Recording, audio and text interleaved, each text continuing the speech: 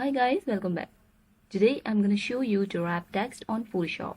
So let's get started. First of all, you have to add some text over here, and I am going to select text tool, and I will write here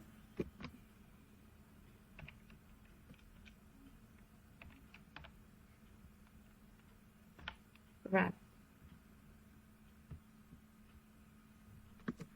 I will increase its size. Once you're done with your text, then you have to make it rasterize.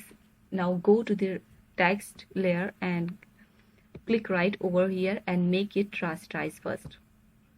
And then go to the filter, distort, and turn. You can adjust it by moving this, how much you want to change its angle, and then press OK. And now if you want to wrap it more, then you have to make it transform by pressing Ctrl T, and then you have to right click on the text and you will see here wrap, and then have fun with it.